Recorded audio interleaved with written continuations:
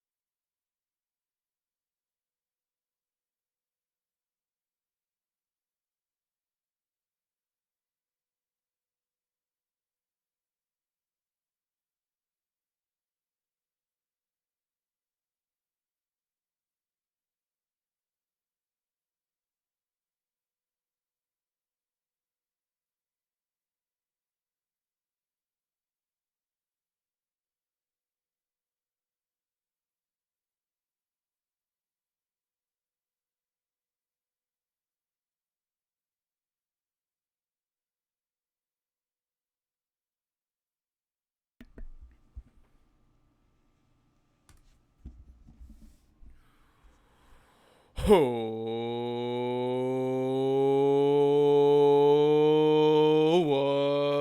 what's up, Philadelphia sports fans? I am Anthony Pinto.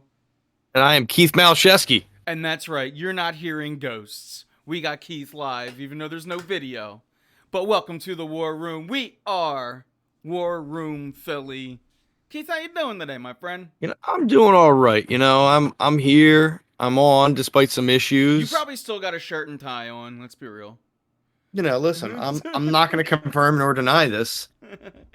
I am still alive, Joe. I am. I've just been I've been a little bogged down by a few different things, but I'm happy to be back. And able to talk cuz I'll be honest. Do you even remember the last time I was on? We're gonna start with Trey Turner and the Phillies off season, and we'll work our way from there. That's kind of how we'll do it tonight. Yeah, like But I really don't remember which but sometime during the Eagles season I was on. But yeah, we got a little bit of everything tonight. We got look, the Sixers are on. Ben Simmons is in town. We could talk. By the way, 0 points, 41 point first Shocker. quarter. I know. I just want him to be out there in the second half so he can get me some chicken nuggets. That's it. But yeah, so we're gonna talk a little bit of Sixers. Scott Rolen made the Hall of Fame. So I have thoughts about that. And pretty much, oh, by the way, the Eagles are in the NFC Championship game. Oh yeah. Oh yeah. So yeah, it'll be a jam-packed show tonight. We're gonna try to fit it in an hour, and we'll see how it goes. But yeah, let's kick it off with kind of the more topical news, which is Scott Rolen getting into the Hall of Fame. Keith, what are your thoughts on how do you view this as a Phillies fan? Forget your thoughts, because look, I'm not saying he doesn't deserve to be in the Hall of Fame. And I don't know that many people are, but what are your thoughts as a Phillies fan on hearing this? I think that it's criminal that the Hall of Fame voters get away with only allowing one person in the Hall of Fame when there's many people who deserve to be in. And Baseball Hall of Fame is the biggest joke of the Hall of Fame world, because I just don't believe in the baseball writers and whatnot who vote on it. But as far as Scott Rolen goes, I'm happy he's in. Look, he's one of those guys that, like, yeah, there's a bitter story about the departure. I get it. But he was a good player. And regardless of how I feel about him as a fan, I know as a Phillies fan I should hate it probably, but I still respect the guy. And I'm glad he's in because he deserves to be in. Yeah, I just if he's gonna be in, don't put any of his Phillies memorabilia up. Don't show him. He didn't want to be here, and we don't want him. That's the way I see it. I hate Scott Rolen. I hate Scott Rolen in the same way that I hate Ben Simmons. I wish them no luck. But Scott Rolen, that being said, I have never seen a defensive third baseman like Scott Rolen. Yeah, that's yeah. And that's where I'm at. You match that with his offensive ability, which there was plenty. It's no surprise that he's in the Hall of Fame. I see Joe. I see you in chat, by the way. What's up, Joe? By the way, Rollins deserves it regardless, and I stand by Yeah. that argument. Look, I love Chase Utley. If Chase Utley gets in, then Ryan Howard should get in, and I don't think either of them should get in. It's hard to get into the Hall of Fame, and in particular into the Baseball Hall of Fame. Guys like Utley and guys like Howard, their Hall of Fame run wasn't long enough. Both of those players put up numbers and stretches that were Hall of Fame worthy. It just didn't go long enough. However, Jimmy Rollins did it his whole career, and Jimmy Rollins is arguably, if not the best defensive shortstop of all time. Jimmy Rollins, when you talk about Scott Rolen, the things and the reasons why Scott Rolen got in, his two-way prowess, I mean, Jimmy Rollins was that and more. So there's only one player from his era that you could argue was better than him at his position, and that was Jeter. Oh my God, you're taking me back to me arguing with people in ninth grade. But I'll say it. I said it then. I say it now. The numbers, and now it's funny because now with all these new metrics, if you put Rollins up next to Jeter's, Rollins compares and he goes toe to toe. If not, I said arguably. Arguably because I know. I'm not arguing with you, Keith. I'm arguing with the National Baseball world who legitimately thinks that Derek Jeter's a better defense. Now, Derek Jeter's a better player. He's a better player. I'm not that blinded by Phillies colors, but if there was a Phillies infielder that I wanted to honor tonight for getting into the Hall of Fame, it was not Scott Rolen. And it brings me absolutely no joy. And may God have mercy. I award him no points. I might go to Cooperstown just to boo him. That's a very Pinto move. That's on brand. But no, I said the next time I go back will be for Jimmy Rollins' induction. So you and I are gonna make that trip together. Probably gonna stand by that. But yeah. So I mean, speaking of electrifying shortstops, and honestly.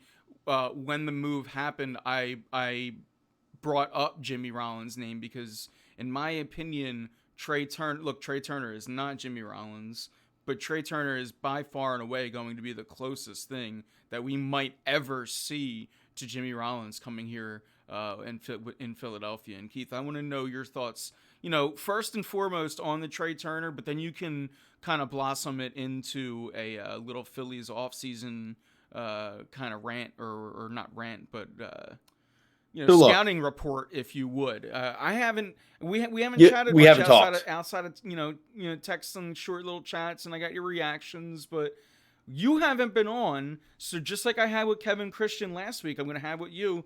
Go ahead and give me what you saw with everything, and then we'll roll with it from there. So, all right.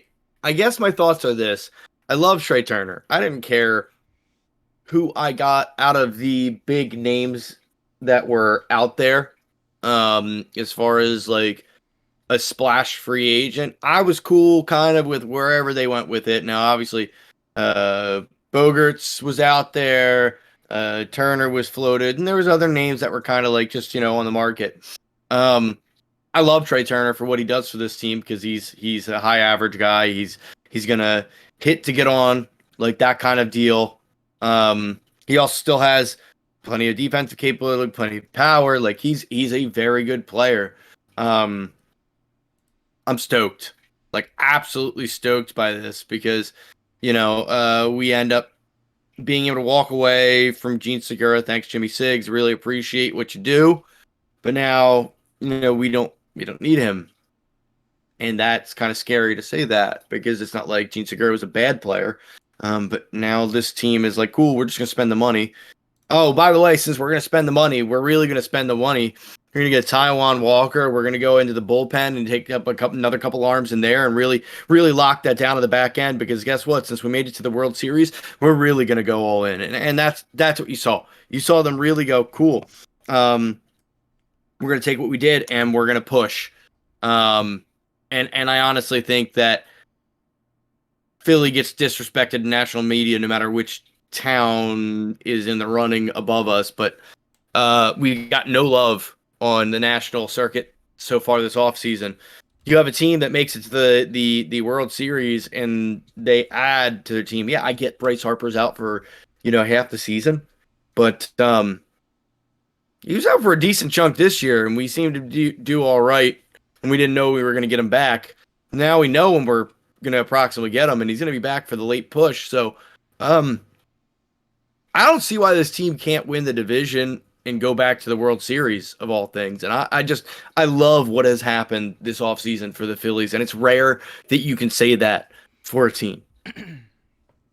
Yeah, I think they're going to contend for the division. However, I think that they'll ultimately end up being one of those wild card teams, which is look. I mean, it's a tough division. I'm not going to knock the Mets or the Braves. They have very high quality teams, so it is going to be difficult. That's why I said there's no reason why they can't.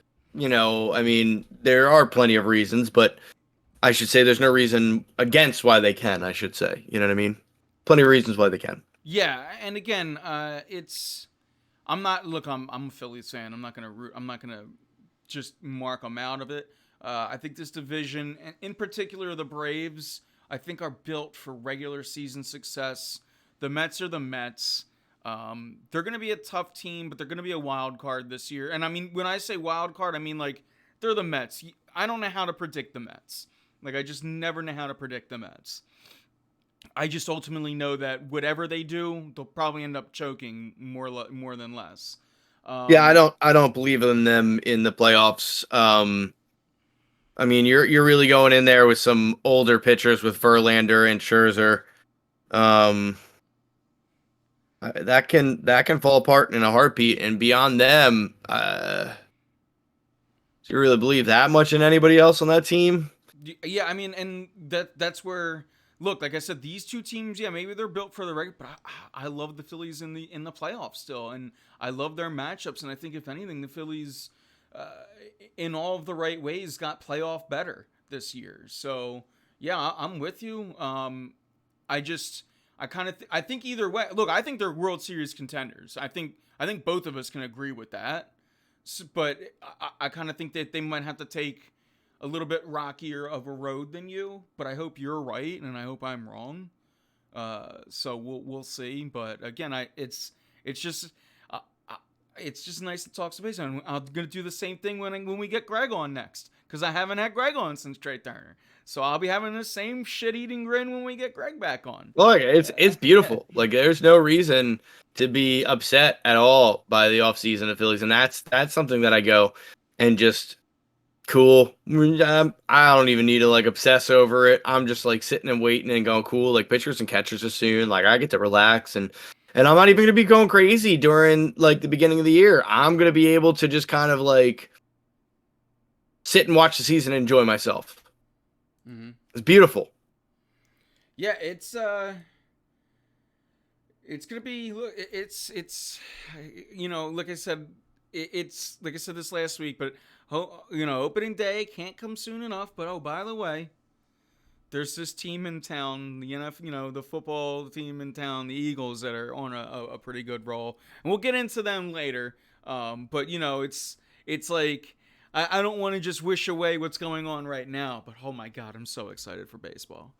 And we're joined by Keith. I'm gonna do this a few times to us tonight, since I don't have a graphic. Yeah, since I'm kind of not visible. Join with us tonight in case anyone's popping in late with the co-host Keith Malashevsky. We just don't have him on video, but it's good to have you back. It's good to have you back. Like I said to Kevin last, I love talking sports with you guys. It's just. Any or all three, one or three, any of them, it's fantastic. But yeah, and again, I see the Debo comment, and we'll get there. Anything else as far as Phillies or baseball though, Keith? No, I think that covers it for now. We'll be able to get into it more as the months go by. So I'm good. What have you been seeing? How much have you been tuned in to the Sixers this year? Enough. I watched early parts of the season. I haven't watched much since everybody's been healthy again, but I know we're on quite a tear, and that's all I need to know because we're headed into the most important part of the season, and this is when we need to see our three big stars kind of step up. Yeah, and right now Sixers are number 2, locked into that number 2 seed, but like right on their tail. I mean, right on their tail. In fact, I can probably do the little Twitch magic and show chat what I'm talking about as the rain is coming. I have my window open because I got smoke in here in the war room, but I might have to close it as it is a downpour out there. But yeah, we can see the Eastern Conference standings right now for I almost said the NFL, for the NBA.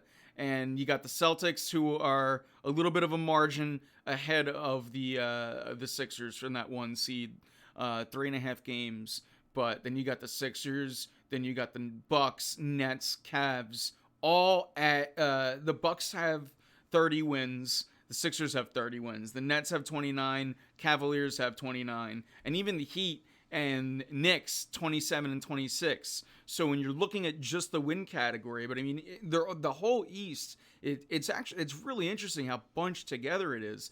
The 6th seed is only 8 games behind the 1 seed right now. Keith, you and I are really not. We're not used to, and probably the whole NBA world, we're not used to this kind of. It's wide open, It is. which is exciting, and that's what you want. It's wild. You want the NBA to feel like the NFL. You want all sports to feel like the NFL.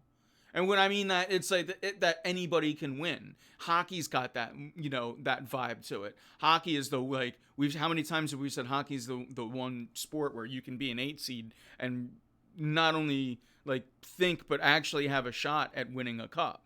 It's crazy, but like you would think that the way that free agency has evolved and that, players loving players, it would favor the bigger markets. But like even then, like you've had some good drafting where like, the premier, California franchise right now is the Golden State Warriors. And obviously that's not what it used to be. It was the Lakers at the time. And not that the Lakers don't have stars. Don't get me wrong. LeBron and AD and Russ are big enough names. But it's crazy to think about, like thinking that where you have a lot of good teams. I know I just spat off a Western Conference, but they're not even that crazy right now. I pulled up the Western Conference standings for chat's viewing pleasure while you were doing that. You know what I mean? They've been I haven't got to be like the producer on the fly. This is why I love having my co-host. Yeah. It's beautiful. But and obviously, you're talking about, the Jazz, who have no business doing anything whatsoever, trading away everything they did and still contending. And it's fun to see teams like that. And it's fun to see teams in the Eastern Conference having a good time, and being close. I know that, as a sports fan, you want to be run away with it. You want to be the clear and cut favorite, but as just an overall fan of sports, I'm loving this. This is fantastic. It creates great watching. You can turn on a game any night and be like, cool, I'm not watching absolute hot garbage unless I'm turning on Thursday Night Football. Then I know I am, and then that's fine. Yeah, the NBA as a whole, Giggity, has got a lot better, and I would say the last 3 to 4 years, 2 to 5 years, really since Kevin Durant left Golden State. It's probably the easiest mark of time. But yeah, again, it's 72-61 currently as we speak in the second quarter. I would like to catch the maybe fourth quarter. So if we wrap up early tonight, or we'll see. But I mean, it's right now with the Sixers. It's from my mantra with this team this year is it's so hard for me to like.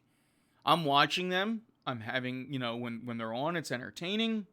But like I'm not gonna go overboard and get excited about the Sixers anymore. Like I need to see them do something in the playoffs for me to get to that point, or it's at least got to be the playoffs for me to fully get to that point. And like I love games like tonight. It was a little bit of a shame to turn it off, but like the crowd is into it, and that building gets my blood like the blood flowing, the juice is going for that thing. So it's like, you know, when games like tonight, it's like it really gets you in. You're like, oh, for me with this, I just get me to the playoffs, and I need my Stars to be healthy, because I'm tired of the same thing every year, and that's what it's kind of been with them the last few years. It's, you know, how many second round exits can we as a fan base endure?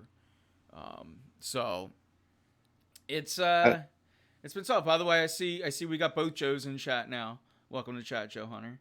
But yeah, it's but yeah. Anyway, Keith. I got no smooth. The smooth transition was earlier, but I kind of interrupted it so that we could at least get a little bit of Sixers talk in. Oh, absolutely. While I had you here. Any other Sixers comments or thoughts or anything? Not really. Listen, there's plenty of time left. We got to see what happens. There's still trades and whatnot that can go down, veteran signings, all that fun stuff. So it's just going to be fun to see them stay competitive and really, hopefully, when it comes to playoff time, I'm feeling pretty good again. But like you said, I can't take another second round exit. Yeah, absolutely. And you know who avoided a second round exit? Here we go. Here's the transition, Keith. You fed me it. You give me the alley-oop. You know who avoided a second round exit this week in Philadelphia? Your Philadelphia Eagles, as they advance to the NFC Championship game. Yet another one, Keith. We have seen, say what you want, but we have seen a lot of NFC Championships games in our lifetime. We have, actually. We are the second most since 2000. I actually didn't know that. So that's good. There's only one other team, and I bet you can name it. I was going to say, don't name one other team that has more than us. Is it NFC? Or is it, or are you saying title games, period? Just the championship game, period. period. The Patriots. You are correct. Okay. If you were going NFC, you can't see me. Joe was right. I put Joe my was right as thinking well. cap on. I looked down. I didn't want to see chat. Yeah, that's what I he said it right after you did. So yeah. You both were correct. And you got to give him the benefit of the doubt for chat delay. He didn't hear me. So, oh, I know. Yeah. I know. It was literally like that kind of deal. Yeah. So man. That's shout out to my Cowboys fans. That's back to Jeffrey Lurie talking about how we were the class of the NFL, much like the Patriots. Little did we know he was right. Yeah, and then again, shh. I don't listen. We're gonna forgive. We're gonna forgive and forget. Just like some shout out to the random user on Twitter who retweeted my tweet from 2 years ago. After the divisional playoffs this week, where we won. Who? This guy came out and found me randomly. It's from 2/18/21. This guy was looking for the hashtag Fire Howie Roseman or Fire Howie, obviously. Because I said it's February 18th, 2021, and Jeffrey Lurie is the only one who doesn't realize that Howie Roseman is the biggest problem with the Philadelphia Eagles. So much wasted capital for one player. That was in response to the tweet Zach Berman sent out of Eagles spent 5 draft picks to acquire Carson Wentz in 2016, then gave him that contract, and now they're taking the $33 million dead cap hit and getting a third and a second or first round pick, which we know now is a first round pick. So that guy was trying to roast me, I guess. So this ghost comes out of nowhere, and that's all they did. They don't comment. They Nothing. Just retweets it. Retweets it. That's poisonous, man. I love it. I'm here for that toxicity. That's poisonous. I'm here for it. I didn't even say anything back. I didn't block him. Nothing. I went, you know what? You have your win, King. You have your win. That's funny. But I'm enjoying it because you know what? Listen, Howie, as we've said all year, has done some work, and this team's not only in contention. Please tell me that's you, Joe. Please tell me that's you, because I would love that. But It doesn't look like it's him. But that is totally a Joe move. That is correct. But yeah, so more importantly, what I was saying is we're set up for success this year. Obviously, we're heading to the championship game against the San Francisco 49ers, who have a damn good defense and plenty of electric players on offense. And I couldn't be happier to see a rematch of Jalen Hurts and Brock Purdy from college to now. Yeah, I agree. And last time it was a close one. Um, but yeah, what are your thoughts on this game? You kind of just transitioned it really well into. I mean, look, I guess do we want to talk about the Giants or do we want to just move right past it? Look, Let's do. I'll be honest. I'll be honest. The Giants got dominated front to start. I retweeted a number of tweets from Pro Football Focus. The offensive line all rated over 70 for the game. Hassan Reddick absolutely dominated. AJ Brown is absolutely dominating right now as far as who he is. Even if his stats aren't off the chart, his presence is felt, and you can tell it. Jalen Hurts was firing on all cylinders. Everybody was doing what they needed to do. Like, the score speaks for itself. Yeah. Give me a bomb player for Sunday. I'm gonna give you credit. I'm gonna go James Bradbury because he set the tone. Okay. Me too. Me too. I got nothing. Listen, you could argue a bunch of different players. Player. That was a team win. You could say Hurts. You could say exactly. You could say like any of the running Gainwell. I mean, Gainwell is probably the one you go with if you're going to take anybody else. Gainwell with 114 yards and a TD. Yeah, and in my opinion, he's like by our standards, he would be like the fan vote and like. But I would say, I mean, Gainwell again, his biggest game of his career came in the playoffs, and yeah, it was fourth quarter carries, but he was taking advantage of it, and not all of those yards came in garbage time. In fact, some of those yards came in closeout, really important time. So it was fantastic. I see a Slay prediction from Joe for next. We'll get into next week. Give it, Joe.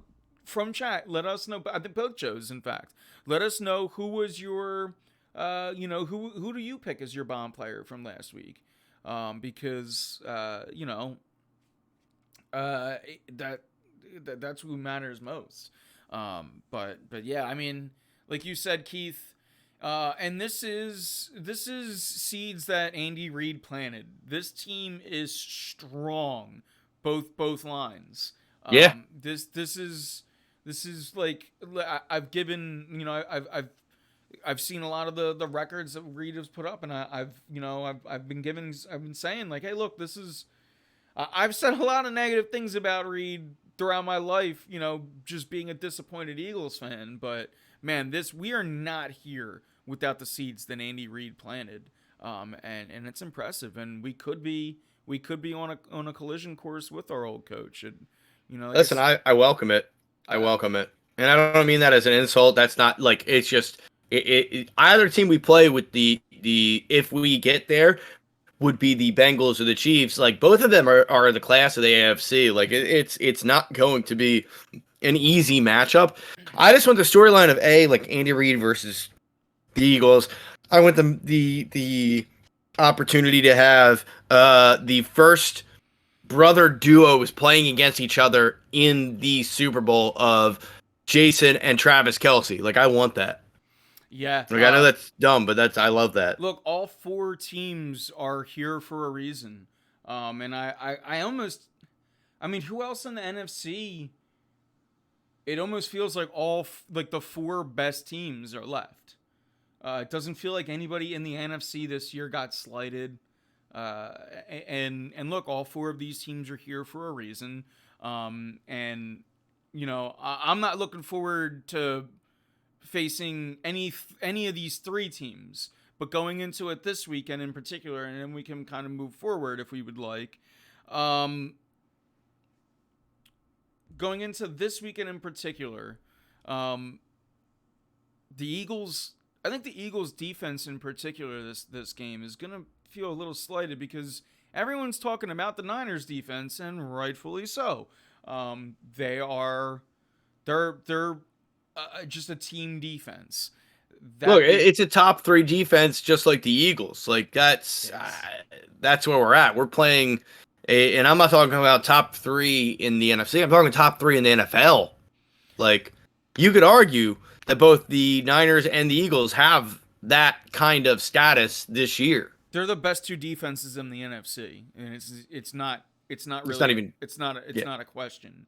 I've said all year, in my opinion, one of the only defenses that was better than the Eagles, and it's still up for debate, is the Niners, and that's just because I say things like that just so I don't come off as a cold-blooded Eagles fan. But ultimately, I think that the Eagles have one of the best defenses in the league, and looking at the teams that are left, I think they have one of I think these two teams have the best defenses that are Absolutely. left. And Absolutely. now let's talk about how it's going to be strength versus strength because, oh, by the way, we have, if not the best, one of the best offenses in the NFC and NFL. So you're going to have direct strength going up with direct strength with the Eagles offense versus the 49ers defense.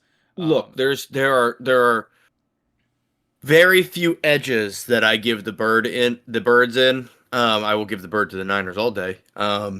But as far as that goes, it's going to be quarterback and cornerback because the Niners corners are good, but I'll take Slay and Bradbury over them all day, every day. And I'll take Hurts over Brock Purdy because Brock Purdy, listen, I could be wrong, but I mean, he's looking at least system quarterback. I mean, he was literally the last pick in the draft. He is mystery relevant. Kyle Shanahan knows how to it's kind of like Andy Reid with his backups. They just knew how to perform in the system. He picked the guys that work in the system, and that's what it looks like. Not to poo-poo on anything that Brock Purdy has done, because he's performed when he's needed to perform, and that's it. But I'll take Jalen Hurts over him, and I'll definitely take our cornerbacks over him. Their linebackers are definitely better than ours because somehow, unfairly, they went from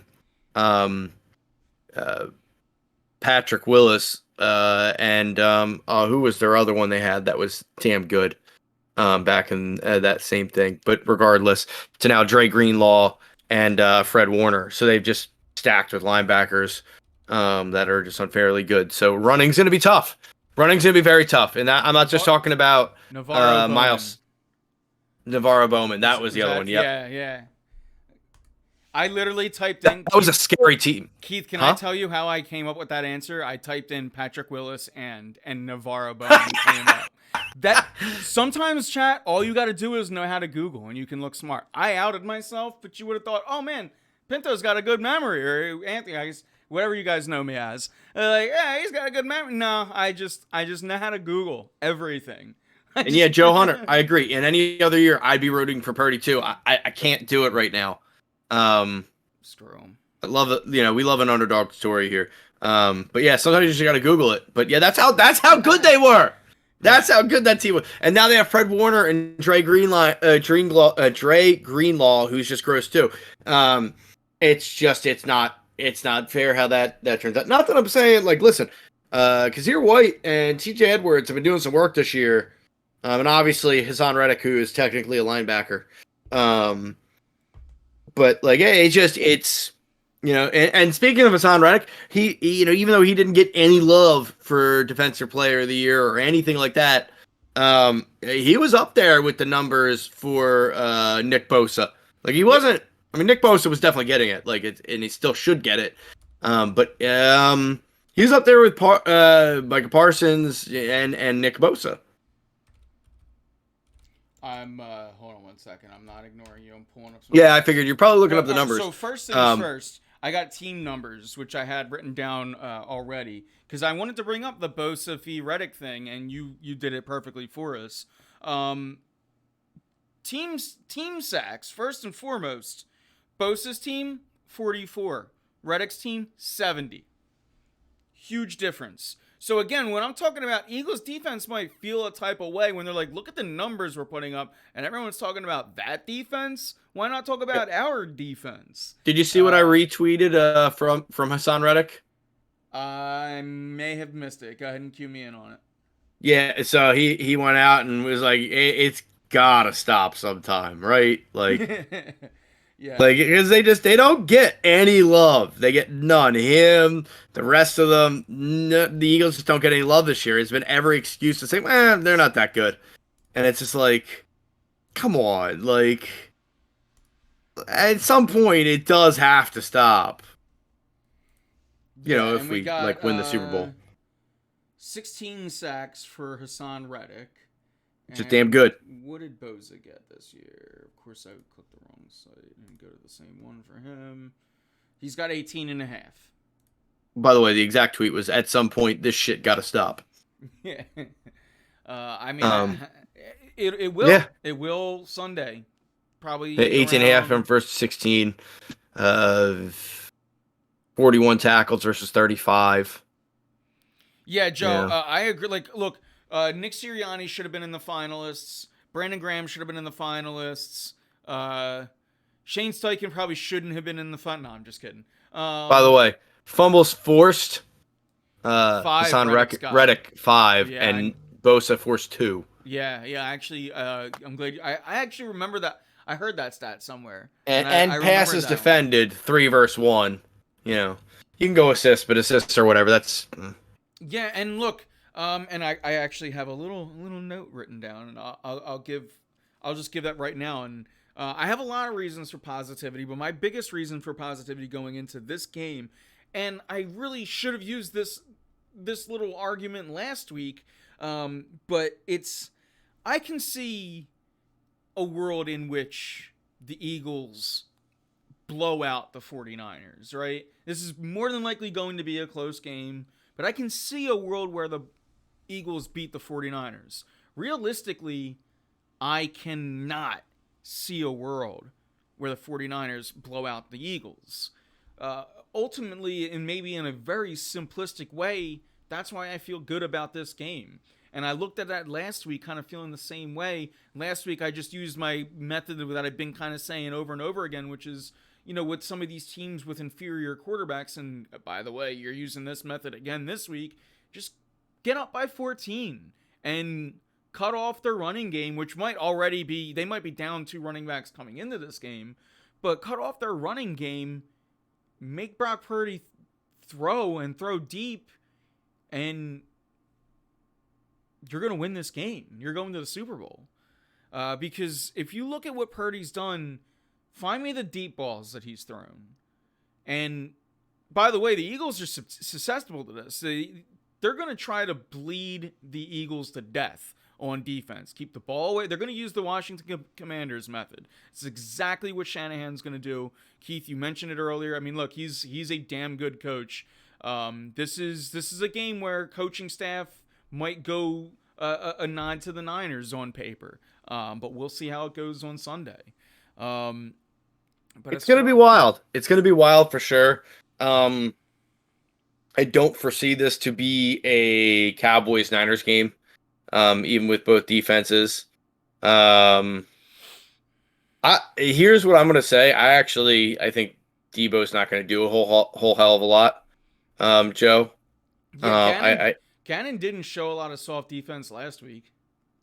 Yeah, I think he's gonna be on top of these guys because he knows that man coverage, you're gonna need to be in on them, you know, to make sure they're not getting space. You can't leave space against this team. And you got Avonte Maddox practice today for the first time. Oh my God, that'd be amazing. So Debo, correct me if I'm wrong. He's a guy. He bounces all around, but he's a slot guy too, right? Debo can literally be everywhere. He's a wide receiver. That's technically what he is. He's more the wide receiver side of the wide receiver running back that Cordarrelle Patterson is. Yeah, I'm more meant like he lines up in the slot primarily from wide receiver, right? I wouldn't be surprised. I think he does. Yeah, so that's where you need Avonte Maddox for him. Yeah, and I mean, like, Gardner Johnson is huge in that sense. that you have him. But just having Maddox back and having Johnson be able to do his thing, it just makes the defense that much better. And you need everything at this point. And it still is nice because Reed Blankenship has done a real nice job back there, so it gives you flexibility on coverages and rotating people for rest and things like that. So that's huge too. And I just feel like we're in a very good spot. I'm not as weirdly nervous as I was last week because I was like, this is where they blow it if they blow it. But I'm not like walking into the Vikings game confident about this game kind of thing. Yeah, I'm definitely more nervous. I was not nervous about last week. This Divisional week games always it's make me also nervous. it's also for the Super Bowl. It means a bit. So, the anxiety gets going. George Kittle and Deebo Samuel, they also are pretty big weapons. Christian McCaffrey, if healthy, pretty big weapon. The Niners are a better team in all facets of football. Maybe even down to the quarterback. Brock Purdy, he might be better than Danny Jones, but you guys know I'm a Jones hater. That dude stinks. I hope he plays in New York for 15 more years.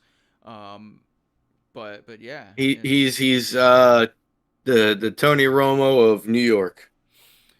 Joe just good enough to get you there, but not enough to get you done. Bringing back Joe, you sound like a Cowboys fan bringing back names from that far long ago. And again, I'm giving the Niners a lot of credit. So you're like, by bringing up names like Brad Johnson and Jake Delhomme, then you're kind of making it sound like neither of us are, which we are. So I don't know. Get a pet. Just saying, like I get it. I did talk about Brock Purdy at the beginning.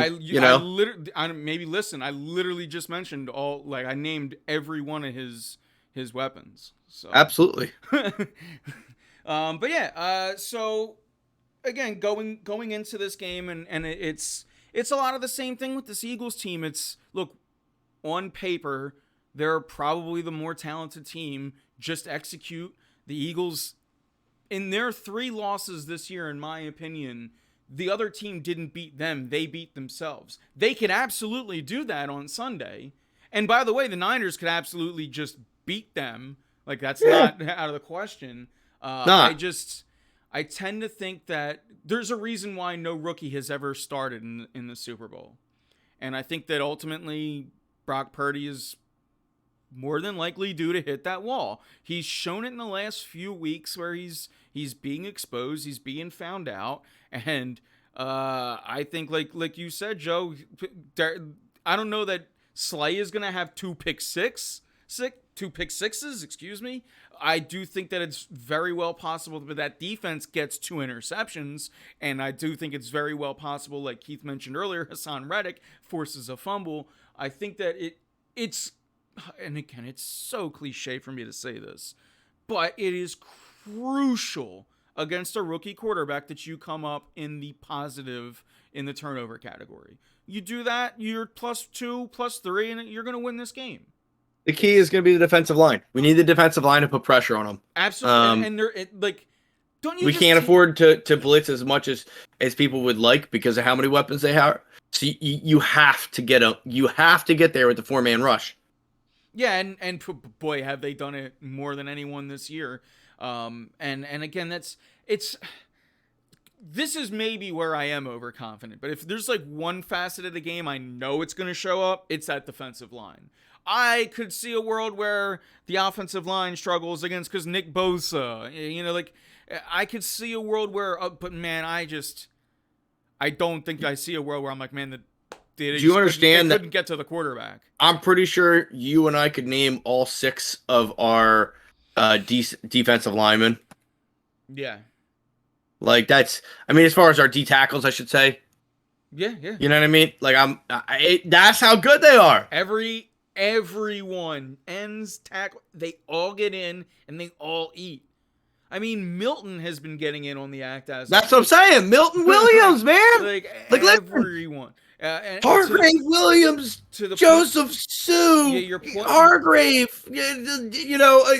as any Cox, you know what I mean? Like it's Jordan Davis, like it's insane that we have that kind of rotation at defensive tackle, and our ends, we have 4 very good ends.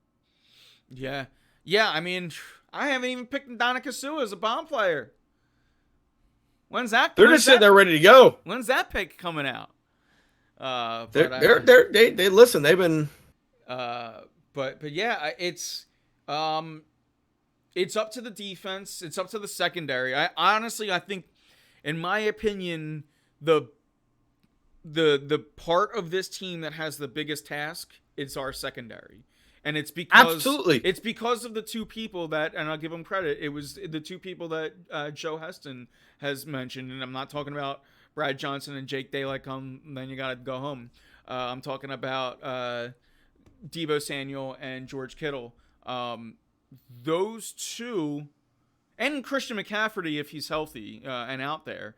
Those 3 are the trio that are giving Gannon. That's what Gannon's staying up at night right now and looking at all 3 of them and figuring out how can he contain all 3 of them. And in my opinion, that's why the secondary has the biggest task, because you can't be playing off of these guys and letting them get dink dunk, and to the point where your offense isn't getting out on the field, because that's the blueprint. I promise you, chat, that is the blueprint for the 49ers this week. Like, they are going to dink dunk, lull you into the sense of false security, and that's when they hit George Kittle down the middle, or that's where they hit Deebo Samuel out on the outside on a screen and he breaks one down. Like, they're gonna try to it's a different approach, but it's like the Chip Kelly approach where it was, run this play, run like short, deep.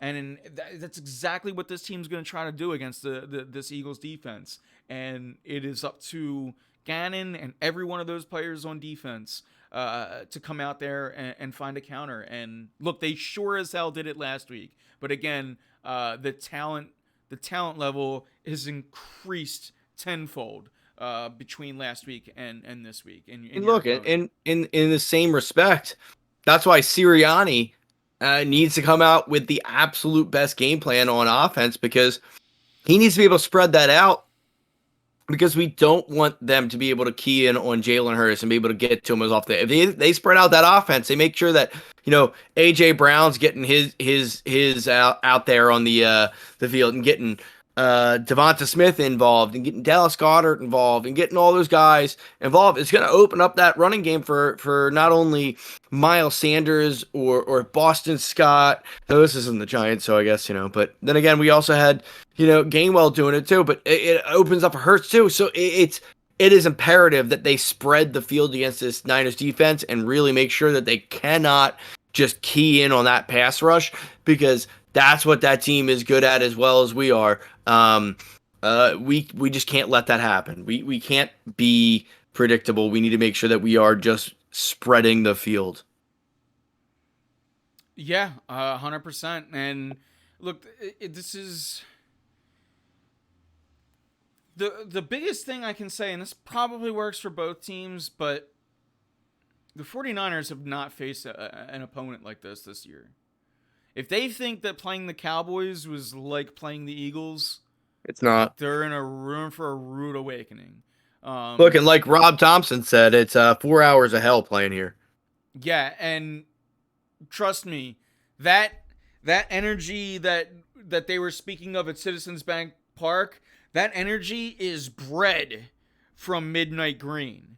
That energy, like, this town is a football town in any sport we watch. So guess what? We're even crazier as a football town when it's football. So yeah, it is. It's going to be bumping for this. The moment any player steps out on that field, it's going to be bumping. It's going to be electric. It's going to be 3:00, and like. The Chargers and the Seahawks are like the hardest teams they faced all year. Could the time be any better? Oh, the Chiefs. So, Yeah, I think to get the Chiefs. You're right. But yeah, I mean, And they got crushed by the Chiefs, by the way. well. So yeah, like I said, it's going to I, be all right. Maybe not the toughest, but one of. I'm glad. But again, you showed what happens when they play one of those tough teams, and we'll see, man. We will see. I just, again, in the world where the Eagles fail to complete the task, it's because they didn't execute, and it's because they, made really bad turnovers. Two of the games they lost this year, they had 4 turnovers in. exactly right. So don't do that. Oh, breaking news! You're better if Oh, your team doesn't turn the ball over.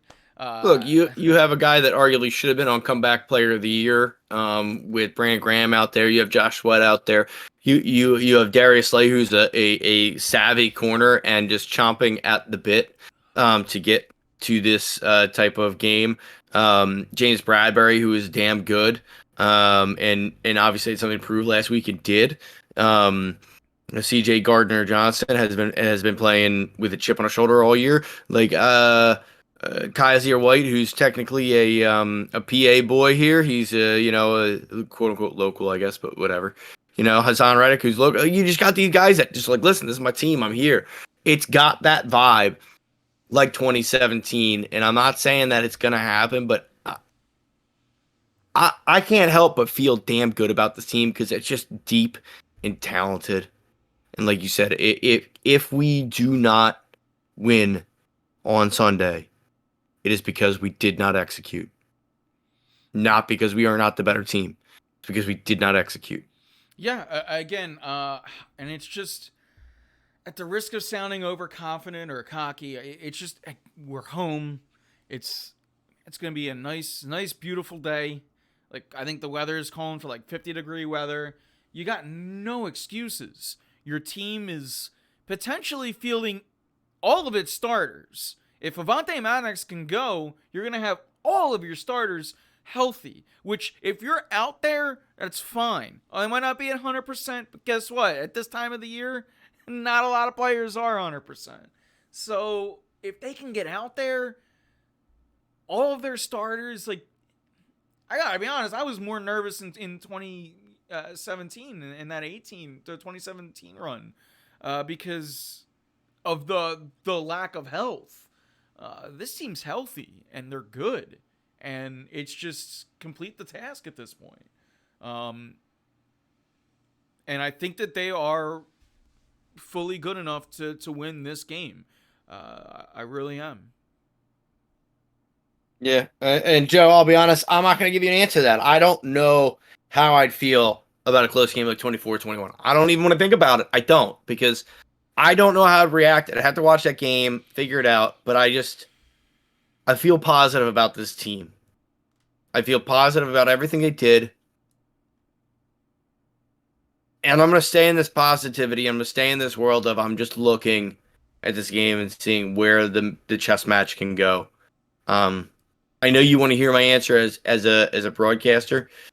But there's no good answer because that is an emotional answer. That is an answer as a fan, not as a pundit, as a analyst, as anything. That 24-21 can be examined, from a distance to say, oh yeah, well, it was a close game, absolutely. But as a fan, that's going to evoke different emotions depending on what I see. Between disappointed, angry, distraught, however I want to see it. So I don't have a good answer for that. But what I do have a good answer for is I haven't been this excited since 2017. This team looks like it has more stayability than that team does. So I'm just excited to be able to live in the moment and just enjoy what we have.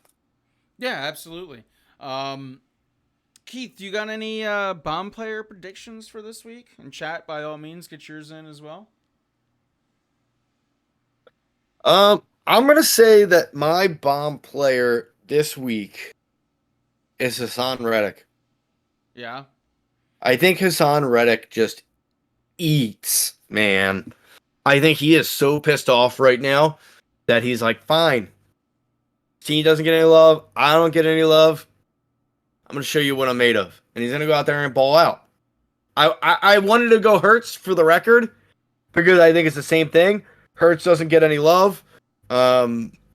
Chris Sims has been trashing him all week. And by that, I mean Sims saying, oh, I prefer Daniel Jones. And we all know exactly how you feel about Daniel Jones and how I feel is pretty much the same way. So it's absurd. Either one of them could be that guy. So now that I've teed you up to take Jalen Hurts, go ahead. I actually, I had two picked. I had a defense, which we will go on names, and I have an offense. And since you went defense, I'm going with tried and true number 6, Devontae Smith. Yeah, that's a good one to go. I think that Jalen Hurts isn't. It's almost too easy. Just to pick the quarterback, I don't mean it like, oh, Jalen Hurts is going to be so good, it's too easy. I didn't mean it like that. I just meant like, the quarterback, it's the main one, maybe that's another game down the road. I pick the quarterback. But yeah, I think that Jalen Hurts is, going to have a big, he's going to be the one throwing it to him. But, I think someone on this offense is due for a big game. And I think it could be Devontae Smith. A.J. Brown could be a good pick, but I'm still not sure about that hamstring. Looked like he was grabbing at the back of his one. I think he's gonna be his one knee hamstring area, and that's why he was visibly upset on the bench. People were trying to turn it into something that it wasn't, but literally the coach even said he was upset with something going on with his body. We think he should be okay for Sunday. I think he'll be fine. So, I think he thought he was fine to go back out, and they were taking a more conservative approach. Yeah, because of the scoreboard. Absolutely. Correct. And I agree with that. Yeah. But I think that's where the upset came from. Yeah, it was never like a thing. He was like, so yeah, I think Goddard is a great, Sanders is a great pick. Anyone on this offense is, because someone's going to break out.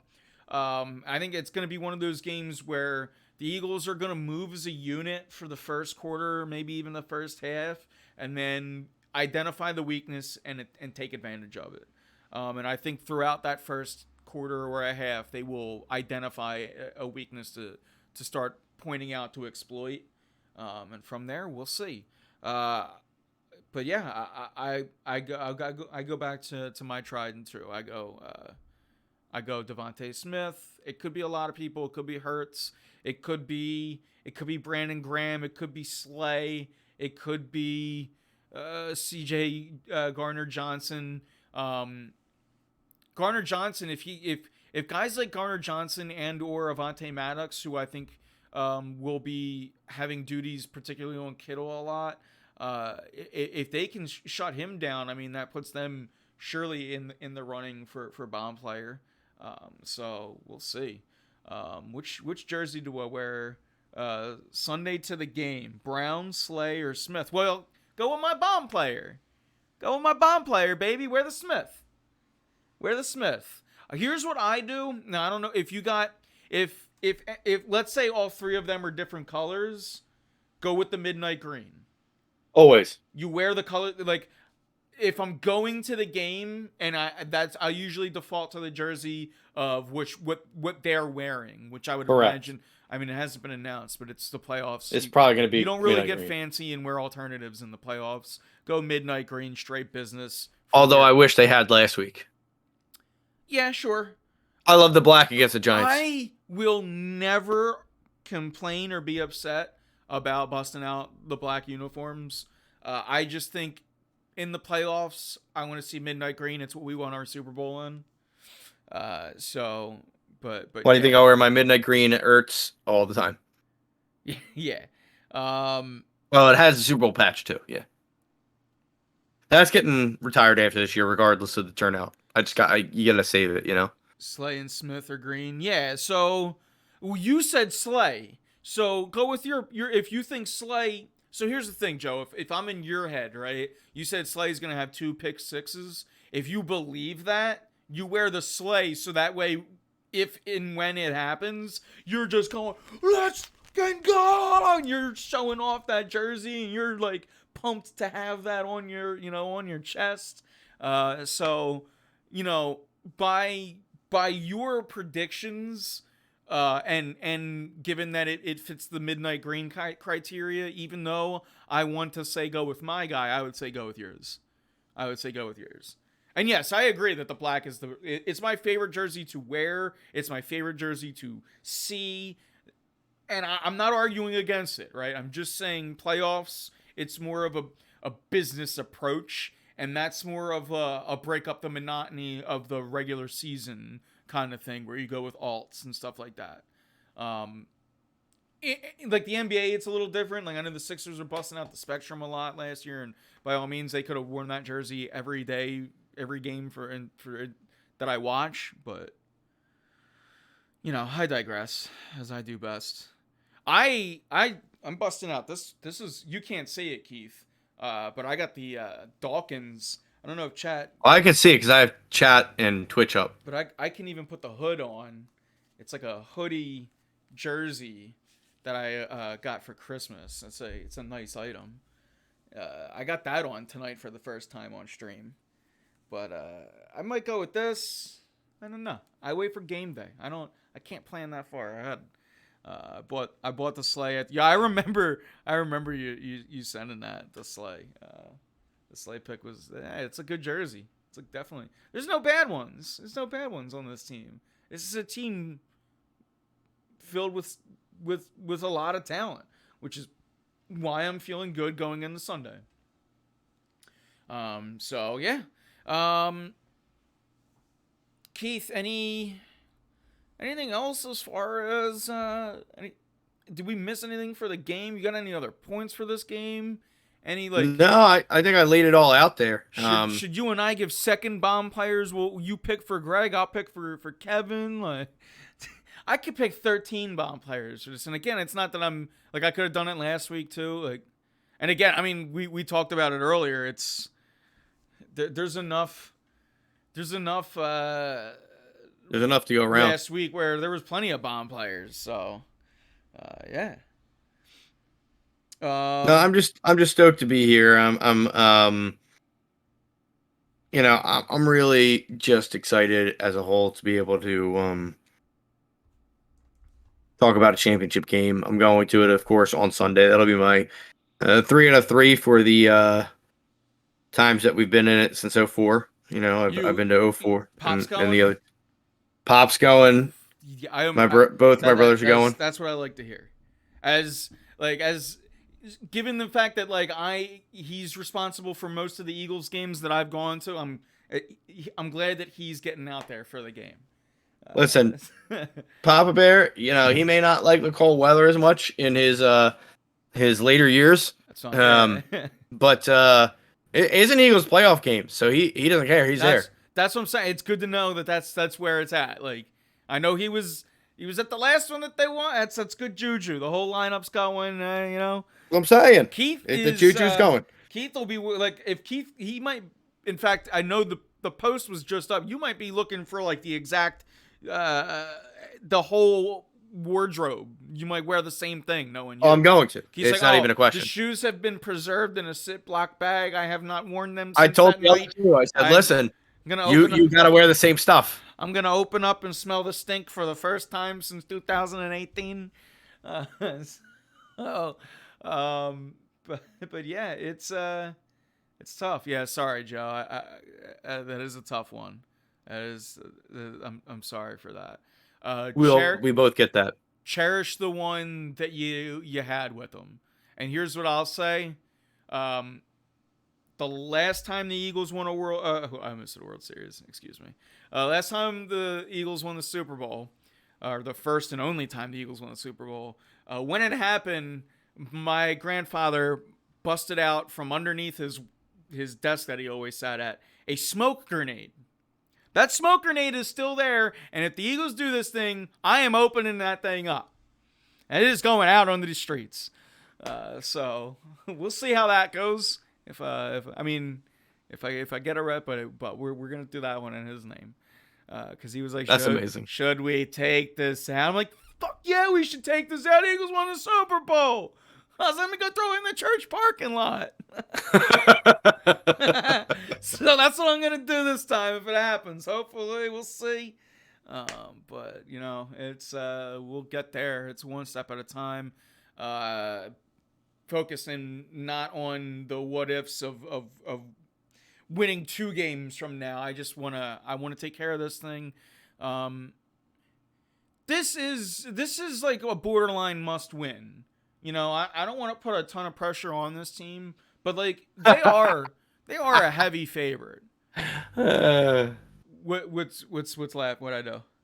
It is. I mean, it is a must win because No. it's. I mean, I don't. I know what you mean. I know what you because mean. it's a playoff game. I mean, like, to go back to like. I'm just an asshole. That's all. Some of Joe. Now this is a win or go home game now, guys. Because it literally is. This game here is to score more points than the other team. No, but it's really like a loss here would be damaging to a lot of reputations, and I think people know that. And is it Sunday yet? I've never wanted the weekend to end as much as I want this one to end. But get us to Sunday at 3:00. Look, I'm so beyond ready for it. You know, I've pissed off some friends and people other than that, you know, going to games and being like, listen, it's a playoff game. I'm going to it, and that's what it is, kind of thing. Obviously, we all have lives, but this is I think you'll speak the same truth as I am right now on your own, but Sunday and the Birds, there's just something special about it, and getting to share it with the people that you love makes it even that much better. Obviously, I know you and Jay Ziggy get to share a lot of time. Shout out to Jay Ziggy. Get to be able to share that, and obviously your brothers and your family, and with me and my brothers and my dad and my mom, and doing our Sunday quote unquote tailgates in the basement and hanging out. Like, those are special moments. So I'm just happy that we get to have one more special moment this year to get sappy on all yous guys out there. Just enjoy it. So yeah, absolutely. Well, I guess that's kind of my final thought there. Yeah, my final thought, I don't got much more to add to this show.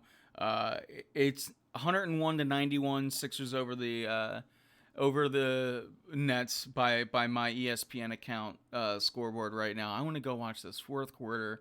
Let's go watch the Sixers. Hopefully put a nice win over the Nets, a division rival, and moving on throughout this. This is Joe.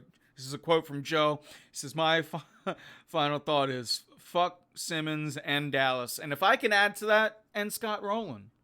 Because fuck them. But yeah, to anybody who missed my little rant on Scott Rolen earlier in the game, go ahead and watch that on YouTube later on. But yeah, not a Scott Rolen guy. Might go to Cooperstown just to bill him. So that's my thoughts on that. But yeah, guys, I think it is about time to put a bow on this pretty little show. Stay tuned and check us out on facebook.com/warroomphilly. Make sure if you're watching us on YouTube to subscribe to us. Follow us on Twitch, twitch.tv/warroomphilly. Warroomphilly absolutely everywhere. That's all we could ask. The more you comment, the more we get interactive with it. It's the idea is for you guys to generate comments and us to generate conversation with you. It's all about joining the experience that is Philadelphia Sports Talk. So yeah, Keith. Yeah, maybe we won the game, right? Yeah, we won the game that you and I met up at. So maybe that's good juju too. That was a clincher, in fact. Yeah, that was so you know it could be a clincher this week. But yeah, with that, I got nothing left to say. Get me to Sunday as fast as possible. Until then, go Sixers, go Phillies, and go Birds. Keith, anything else? No, that's about it. All right. I'm just go Birds. Absolutely. Well, then, with that, I am Anthony Pinso. And I'm Keith Malashevsky. And we are out of here. Let's go, Eagles.